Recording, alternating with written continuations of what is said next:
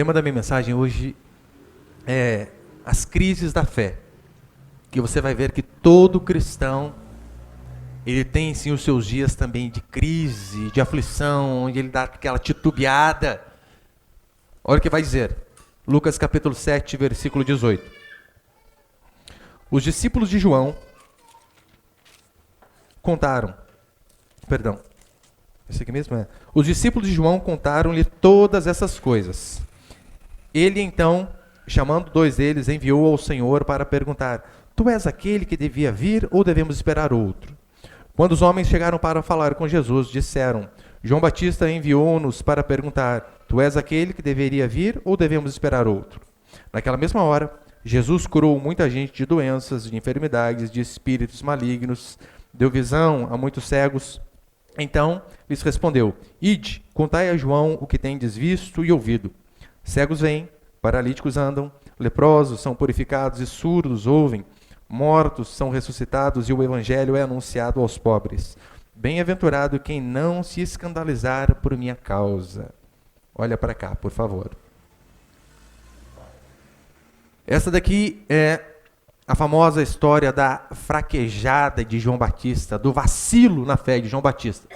Porque ele, por mais que ele dê essa varada na água aqui, Jesus Cristo, do versículo 24 em diante, onde poderia falar mal dele, onde já se viu duvidar de mim? E Jesus poderia falar, ele não faz.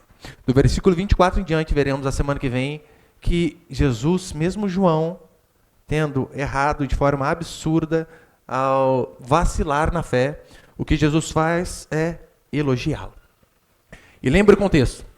João Batista, até este momento aqui, não havia nenhum pingo de dúvida de que Jesus Cristo era o Messias, de que ele era o esperado e que ele era filho de Deus. Ele não tinha dúvida nenhuma, ele sabia que o Messias, Jesus Cristo, ele era o Salvador e ele era o libertador do povo. Só que de repente João, sabendo de todas essas coisas, ele se vê numa cadeia, preso, sem ninguém poder ajudar. E então ele faz o link, calma aí. Ele diz ser o libertador. Eu estou preso e ele não me liberta. E então ele chega a questionar: Tu és mesmo o Cristo? Ou nós deveríamos esperar outro?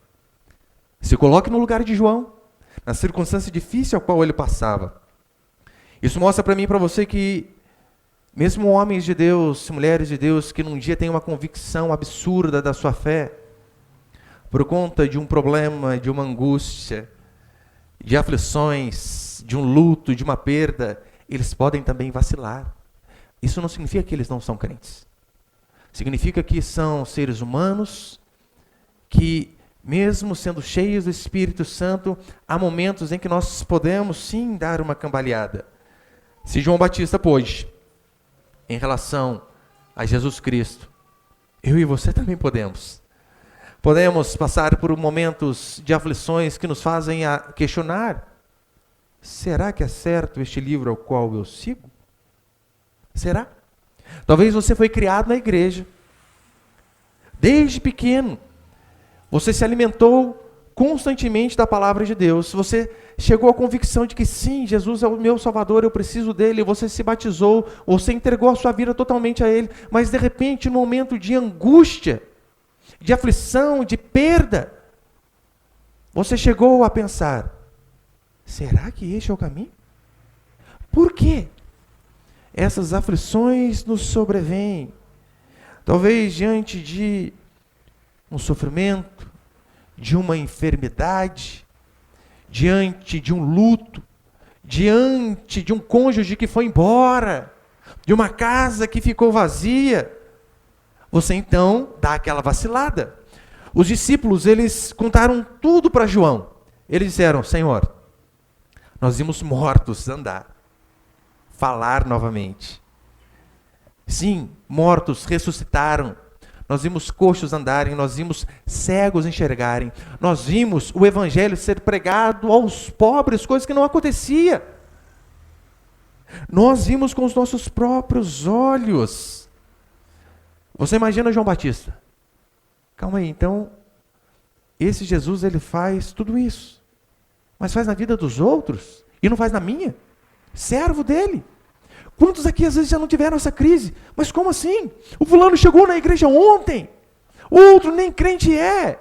E olha o tanto de coisas que tem acontecido na vida dele, e eu aqui há anos, me esforçando para ser fiel, para ser honesto, para me dedicar ao Senhor, e as coisas na minha vida parecem que não andam. Lembra o motivo pelo qual João foi preso? Lembra? João não foi preso porque ele era um picareta, um pastor charlatão.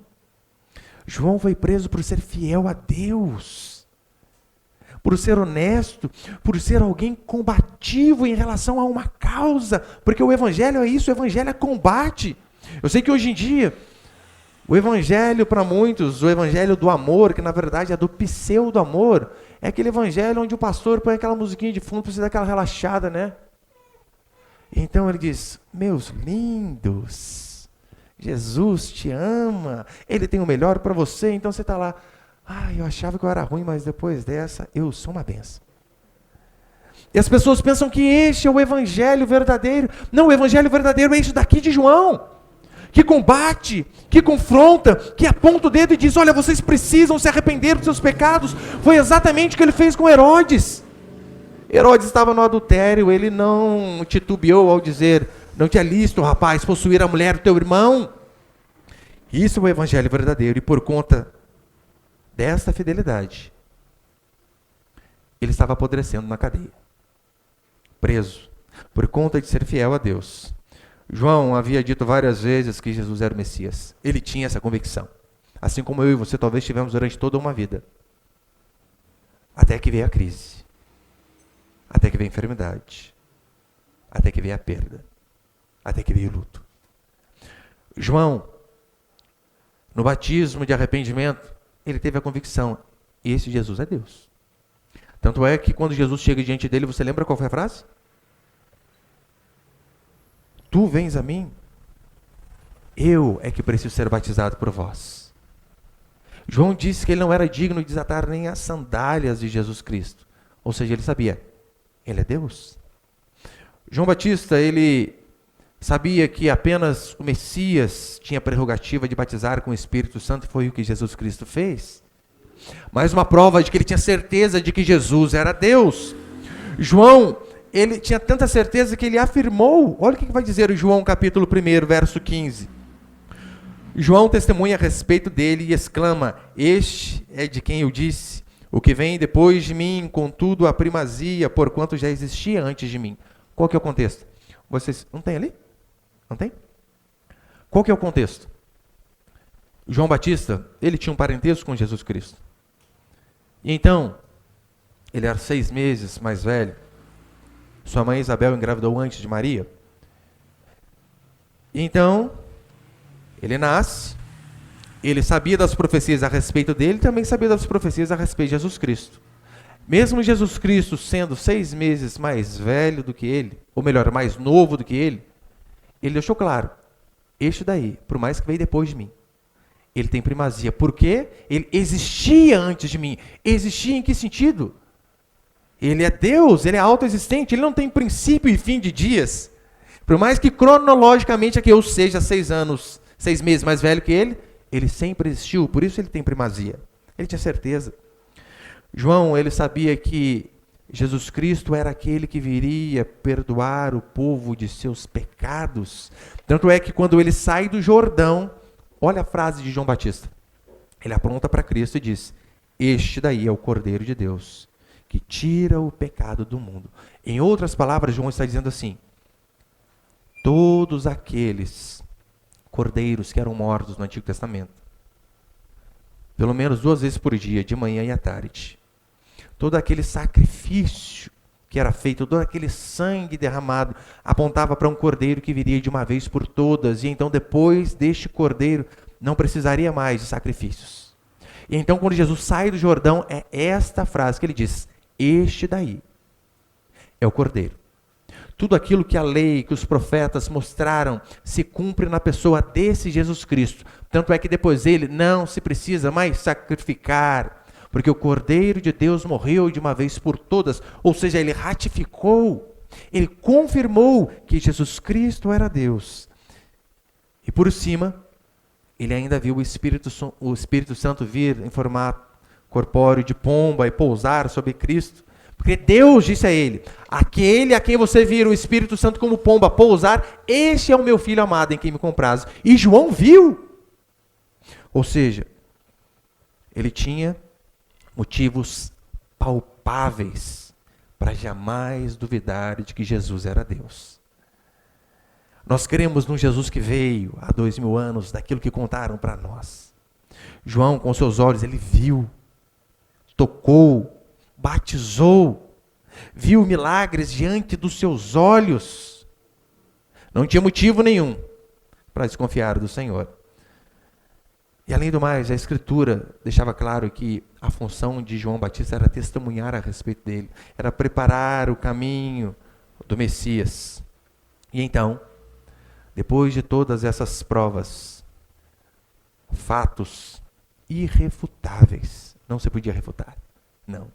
Depois de tudo isso, João, por conta de um momento de aflição e de angústia, questiona: tu és mesmo Cristo? Ou devemos esperar outro? Tu és realmente Deus? Ele ainda questiona. João Batista tinha uma crise, talvez não só em relação à pessoa de Jesus Cristo, mas talvez em relação à sua própria existência. Por quê? João Batista, ele tinha uma vocação, a vocação ao qual os seus pais lhe disseram que ele tinha. Lembra quando João nasceu? Como que foi algo anormal? O pai dele ficou mudo. Só depois soltou a língua quando escreveu o nome dele. Todo mundo dizia, profetas profetizaram a respeito dele dizendo: este vai ser grande, este vai preparar o caminho do Senhor. E João Batista então ele cresceu com aquela convicção e com aquela vocação de que foi para isso que eu vim. E de repente ele se vê em uma crise em relação a Cristo, mas também em relação a ele mesmo. Será que aquilo que eu pensei que eu tinha que fazer durante toda a minha vida é uma fraude? Será que eu errei? Será que meus pais erraram?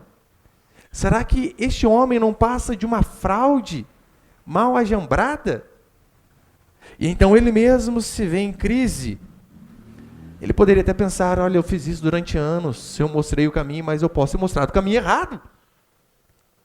Você pode pensar: pastor, o que isso tem a ver conosco? Absolutamente tudo. Eu quero passar 2 princípios aqui. Põe o primeiro, por favor, ali, Samuel.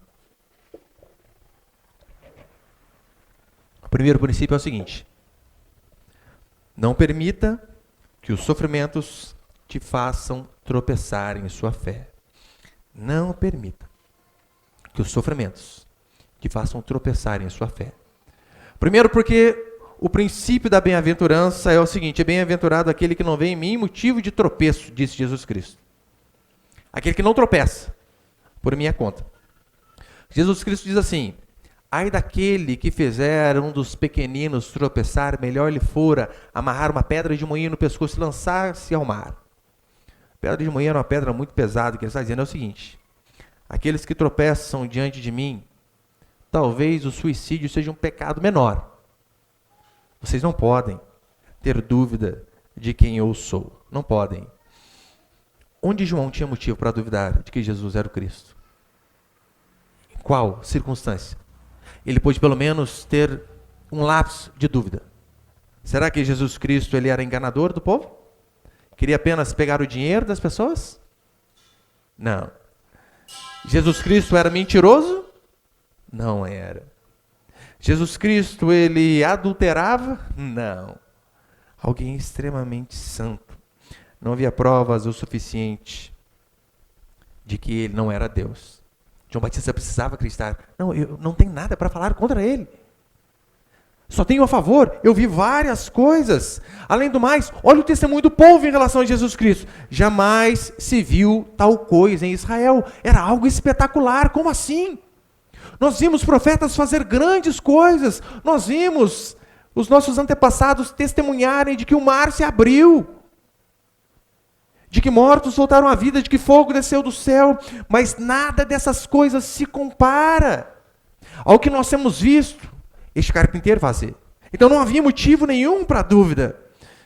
O que estava quase fazendo João cair da fé e tropeçar, talvez poderia ser o seguinte: este homem é poderoso. O problema é que ele não faz na minha vida.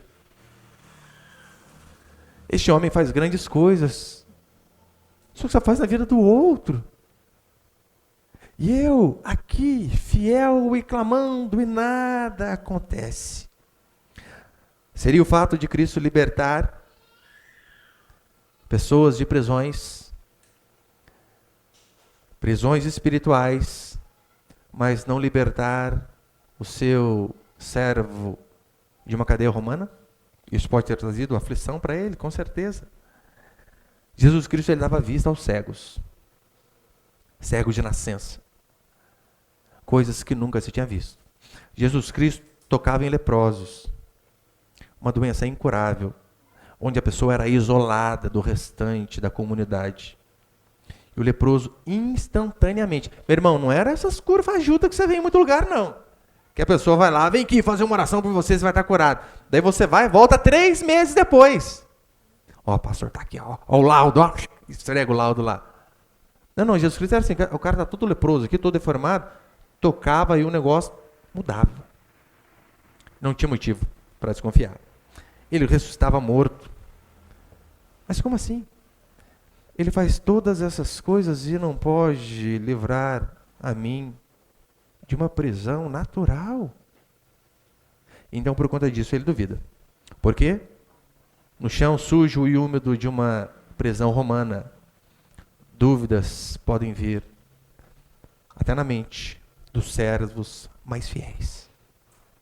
Na hora da aflição, eu e você também seremos tentados a questionarmos a Deus, a duvidarmos de Deus. Talvez não num quarto solitário de uma cadeia, mas num quarto de hospital, enfermo. Depois de ter perdido um filho, um pai, uma mãe. E então essas coisas podem passar na minha e na sua mente também. Será? Será? Será que Ele é Deus mesmo? Dúvidas podem surgir na fila do desemprego. Dúvidas podem surgir no dia em que o cônjuge chega do trabalho e a esposa foi embora. E o marido partiu com outra. Então ele diz, anos te servindo. Isso vem acontecer justamente comigo. Todos aqueles sinais que João havia visto estavam sendo esquecidos na hora de sua angústia. E se João passou por isso, eu e você também temos que ficar atentos, porque seremos tentados. A cadeia fez João Batista esquecer o milagre do seu nascimento. Sim, João Batista nasceu de uma forma milagrosa e espetacular. Fez João Batista esquecer das profecias a respeito dele, do Espírito Santo descendo como pomba. Da mesma forma, às vezes, um doloroso divórcio pode nos fazer esquecer que Jesus é poderoso para restaurar as nossas vidas. A perda de um emprego, a não realização de um sonho. Todas essas coisas podem nos fazer esquecer de que a palavra de Deus é a verdade. Você acredita, você lê, você faz daquilo ali o seu alicerce, mas de repente na hora da aflição você diz, não é possível. Será que isso aqui é verdade mesmo? Ou foi um livro bem elaborado para enganar e tirar o meu dinheiro? Na hora da angústia, eu e você podemos esquecer que foi Deus quem criou os céus e a terra e negarmos aquilo que é fato, notório. Basta abrirmos os olhos e olharmos pela janela e vermos um universo totalmente orquestrado. Mas na hora da aflição, até essas coisas passam batido. Na hora da angústia, na hora que você está magoado, você pode ficar bravinho e dizer, eu preciso de Deus, mas eu não preciso de igreja. O irmão errou comigo, o pastor errou comigo, portanto não vou mais congregar. E então você esquece daqueles mandamentos básicos de Hebreus de não deixar de congregar e vira um desigrejado. Por quê? Porque erraram com você. Meu irmão, se não erraram com você aqui nessa igreja, eu vou ser o profeta e vou acertar. Vão errar, óbvio que vão. Mas o seu alicerce está na palavra ou está no que seres humanos falhos como você são? É na hora do sofrimento que somos tentados a esquecer de Deus, a duvidar da sua existência. É na hora da aflição que os nossos olhos ficam extremamente críticos em relação à nossa fé. O Salmo tem ali? Salmo 73? Salmo 73, verso 2, olha o que o salmista diz. Quanto a mim, meus pés quase tropeçaram. Faltou pouco para que eu escorregasse, pois eu tinha inveja dos arrogantes ao ver a prosperidade dos ímpios. Eles não têm problemas, o corpo deles é forte e sadio.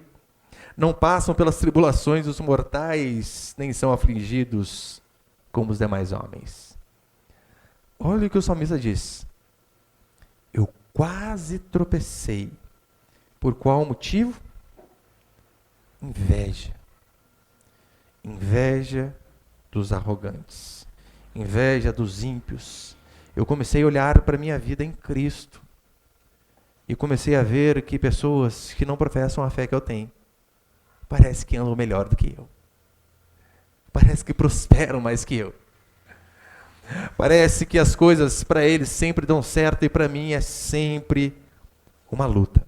Então você se questiona, vale a pena ser fiel?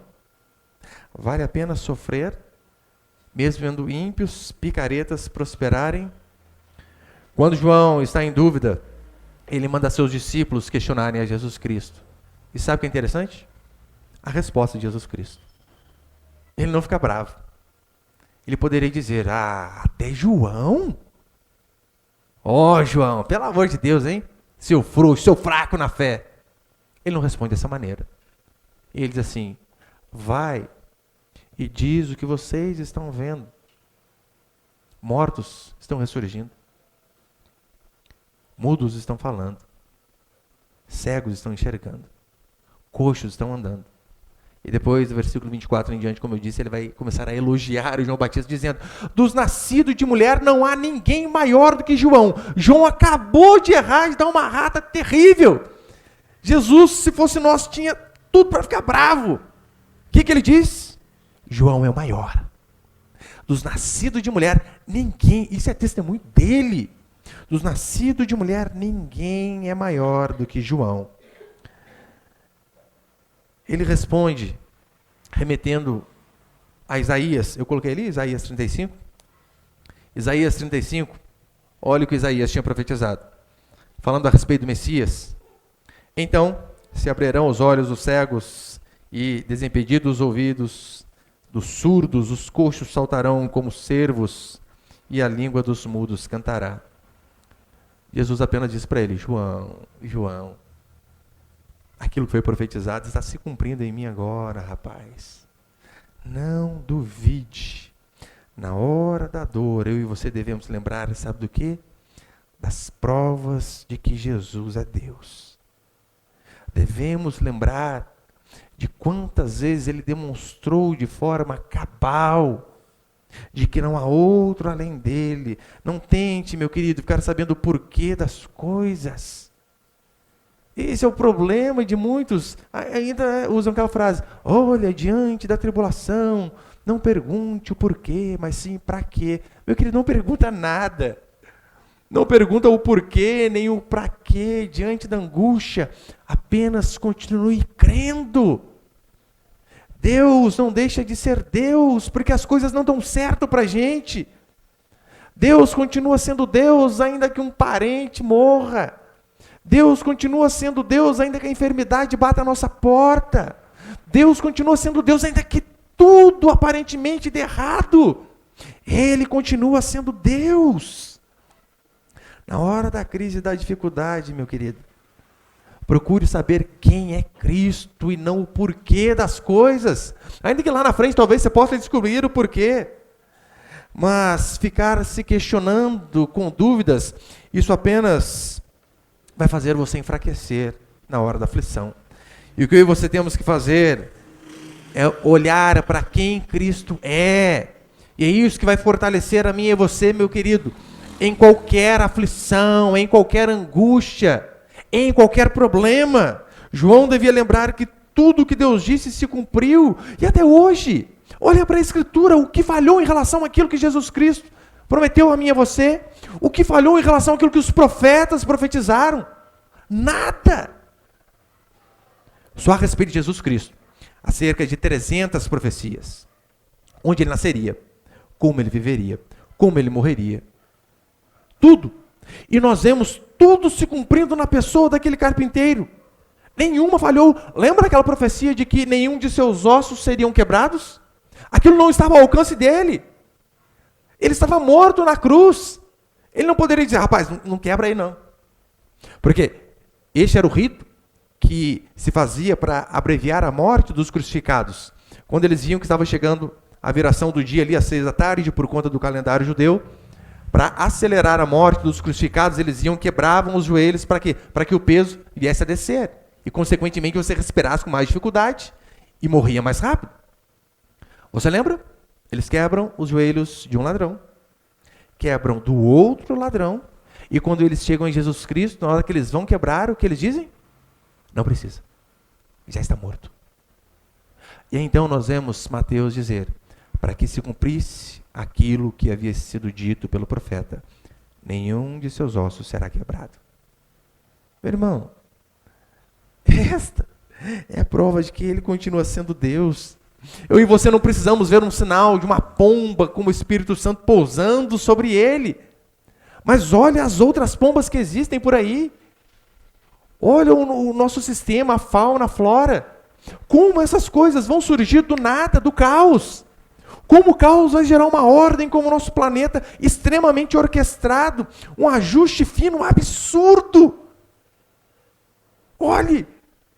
Meu irmão, mas você tem que ter muita fé. Muita. Para acreditar que este mundo veio de uma explosão. Como assim, gente? Viaje uma semana e volte para sua casa. As coisas vão estar mais arrumadas ou mais bagunça? Bagunça. E é assim que acontece. Olha para o universo. O sol no seu devido lugar, um pouquinho mais perto, morríamos queimados. Um pouquinho mais longe, morreríamos congelados. A lua no seu devido lugar, a lua um pouco mais próxima, tsunami todo dia. Um pouco mais longe, as águas apodreceriam. O tamanho da massa da terra um pouco maior. Não haveria vida, um pouco menor, morreríamos todos sufocados. Os dias de 24 horas. Os planetas girando em torno de si e girando em torno do Sol. Como assim? Fruto do acaso de uma explosão, de um Big Bang, de algo que saiu da cabeça, de algo do tamanho da cabeça de um alfinete, explodiu e depois de milhões de anos virou isso aqui. Gente, pelo amor de Deus. Se acreditar nisso aqui, gente, tem que passar a linha das crianças de novo. Começar lá com a Arca de Noé. Não tem como. Basta ser apenas um pouco racional.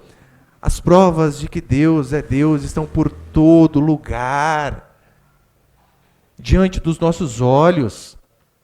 Esses dias que o meu filho estava explicando para mim sobre como funciona o aparelho ocular do ser humano. Né? Parece que é invertido, as córneas, retinas, sei lá como que chamam aquelas coisas lá. Ó pai, porque a imagem, ela entra assim, ela distorce, vira de ponta cabeça. Eu falei, nossa, o meu é assim? Gente do céu. A câmera mais fabulosa que existe hoje não chega perto do que os olhos humanos podem enxergar. O Bill Gates com seu melhor computador não chega perto do que o cérebro humano pode pensar. Nem todos, né? Claro. Tem alguns que um pouquinho mais difícil. Mas via de regra, não tem como. Uma natureza organizada mostra que existe um Deus Todo-Poderoso. E para terminar, põe ali, por favor, o último, Samuel.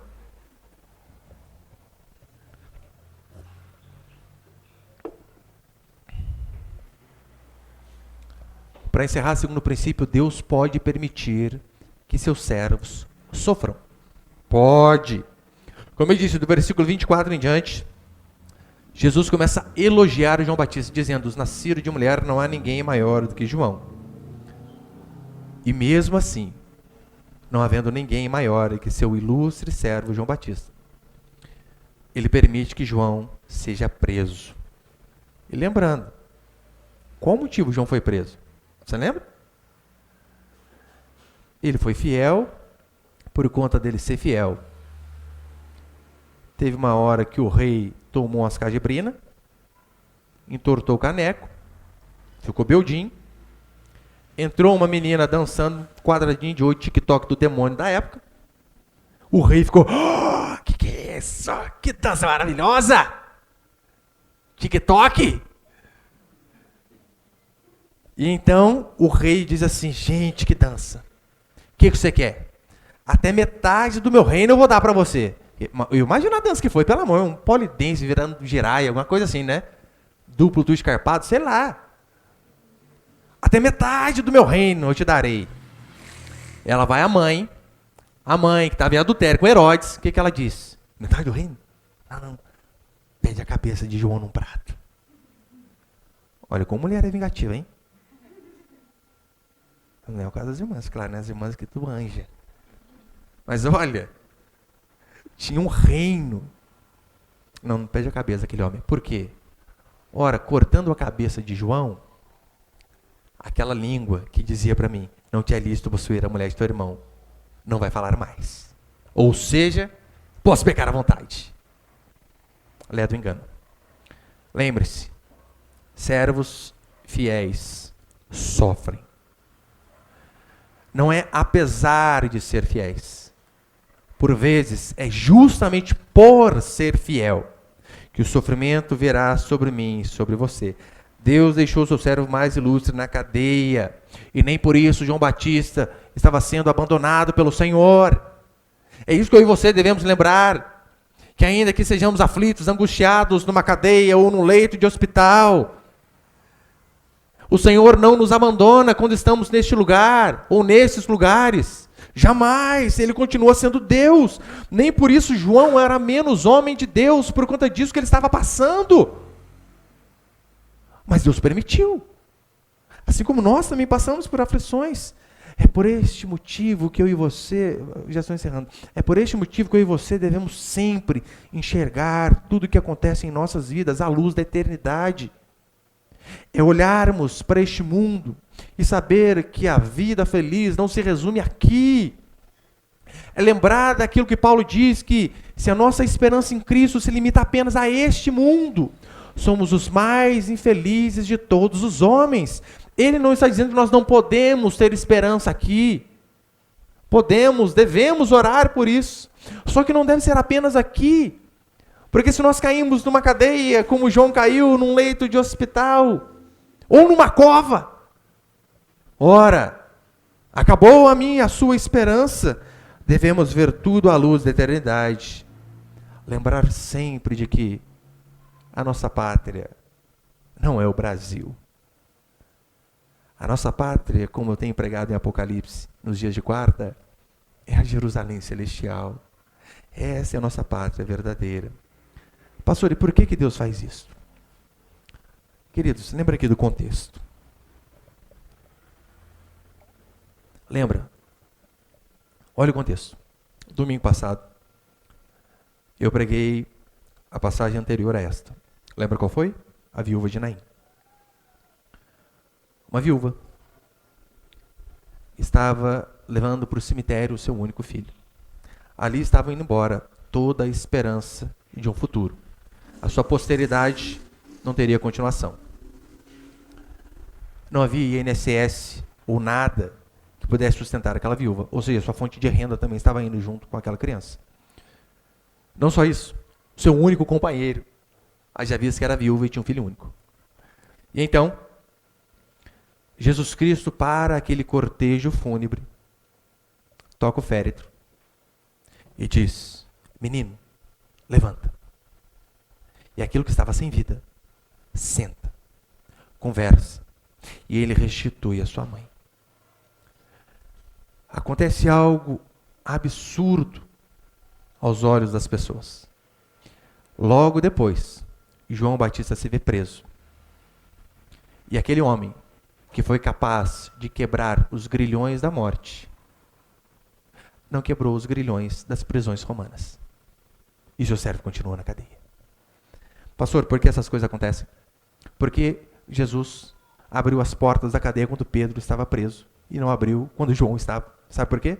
Não sei. Se você sabe, conta. Eu não sei. Não dá para explicar. Mas uma coisa é certa que nós vemos sempre na Escritura. Deus permite. Permite que seus servos sofram. Eu não sei explicar para você.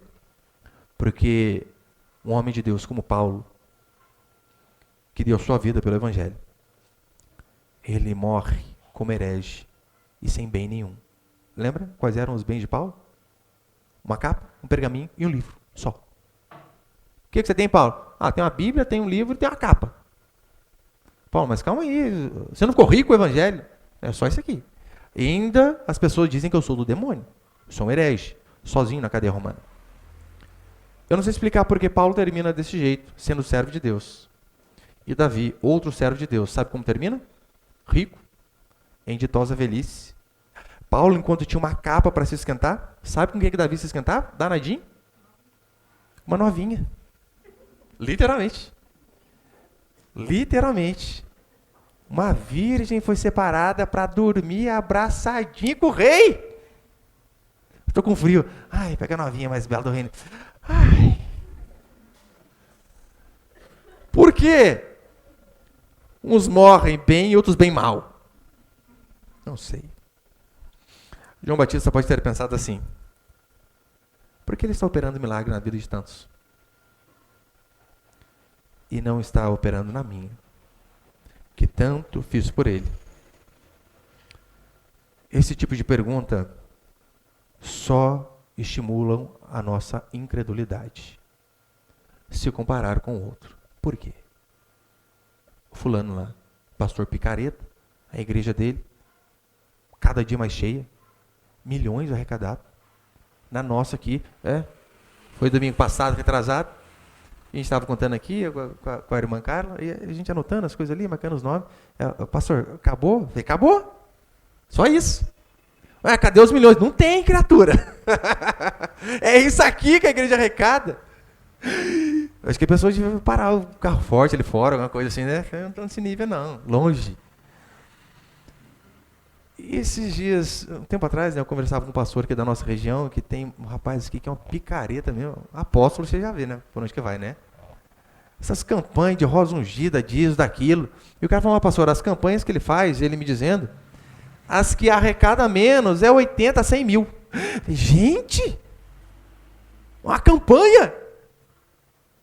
Do Vale do Sal, essas coisas, põe sal grosso. Eu fazia também. O Cadeira não fazia, não. Então, nós vemos essas coisas acontecendo, acordando às 5h30 da manhã, trabalhando duro até tarde, os irmãos precisam, eu vou e volto, visito de bicicleta, de carro, me viro nos 30. E às vezes o picareta, a igreja vai embora e avança.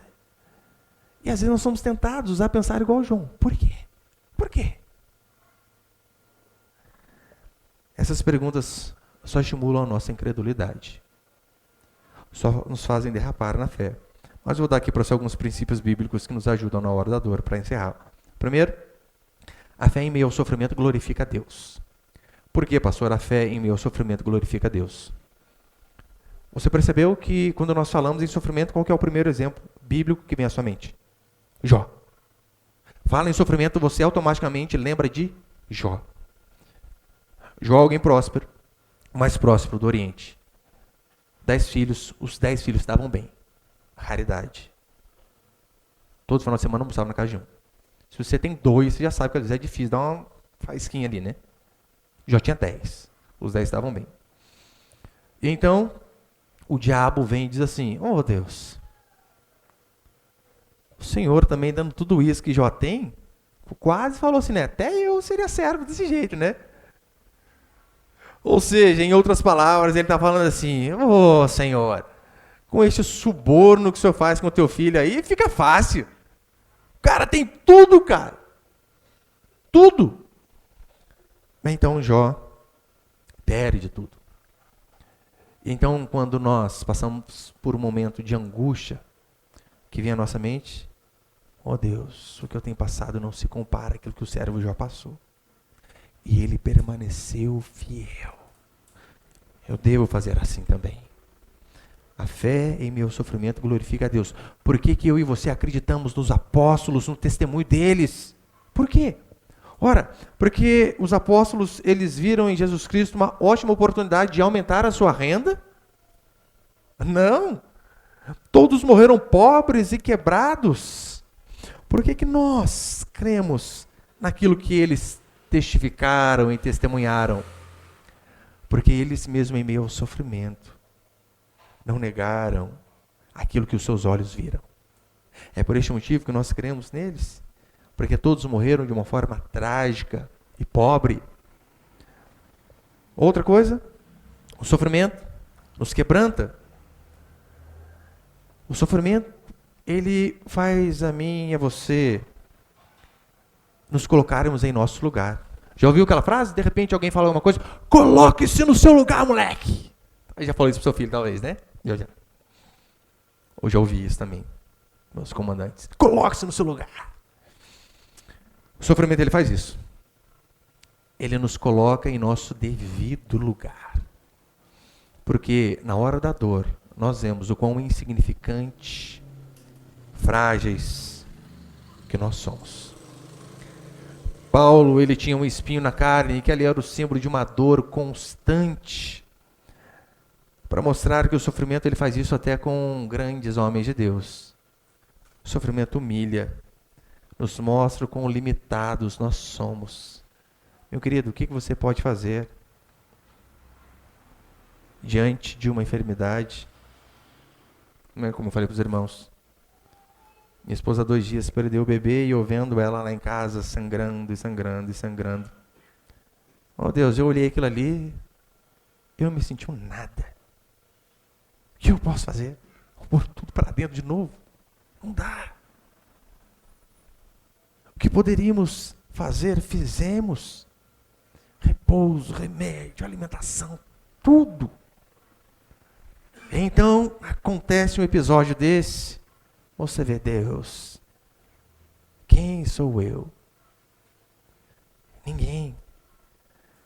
O sofrimento, ele nos coloca em nosso lugar. O sofrimento, põe ele o próximo, o sofrimento nos faz entender a nossa vocação. Como assim entender a nossa vocação? João Batista, ele tinha uma vocação. Vocação, né, vem do latim vocare, que significa chamado. O chamado de João Batista era preparar o caminho do Senhor. Esse era o seu chamado. João Batista fez isso. Preparou. Vós que clamam no deserto, endireitai os seus caminhos, preparai suas veredas, porque o rei vem. Ele fez isso, através da sua pregação. João Batista cumpriu aquilo ao qual Deus o tinha destinado. E ele estava na cadeia. Dane-se. A forma que ele vai morrer, não importa. A forma que eu e você morreremos, é a que menos importa. O que importa na minha e na sua vida é se nós estamos obedecendo ao chamamento ao qual o Senhor nos comissionou. Seja como um pastor, seja como um eletricista, seja como um pedreiro, seja como um engenheiro, seja como um pai, seja como uma mãe, seja como um do lar, seja como uma auxiliadora, como uma esposa, como um marido. O que eu e você devemos perguntar é: estamos cumprindo aquilo para que o Senhor nos vocacionou? Lembra quando Jesus disse no Calvário? Está consumado? Morreu de forma trágica, mas fez aquilo que o Pai o havia comissionado. E às vezes o sofrimento nos vai fazer passar por isso também. Entender a minha e a sua vocação. Irmãs, sejam sinceras. O que faz uma mãe? Às vezes está lá novinha, o corpo, né, barriga retinha, tudo firminho. Aí tem um filho, tem 2, tem 3, tem 4. E você sabe, a lei da gravidade é forte nesses casos, as coisas caem, né? Vai. É aquela barriga que nunca mais vai voltar para dentro. Aquela calça 38 que desiste, doe para o bazar, não vai servir. E então, o que explica isso? Sofrimento Noite sem dormir, culto de pé com criança. O que explica isso? Aquela olheira, não come direito, não toma banho direito, toma banho correndo, não consegue nem ir ao banheiro mais. Você sabe, mãe não vai ao banheiro cegado mais. Esquece, vai com a porta aberta. O que explica tudo isso? E depois que nasce a criança dizendo, ai gente, que belezinha, vamos ter outra. Loucura ou vocação? Hoje, né, para encerrar, minha esposa fez esse dolorido processo de curetagem, a segunda vez que ela faz. Temos 3, perdemos 2. E a médica disse assim para ela, olha, Raquel, eu vou te passar aqui, né, uns anticoncepcionais, ou injeção, ou isso, aquilo.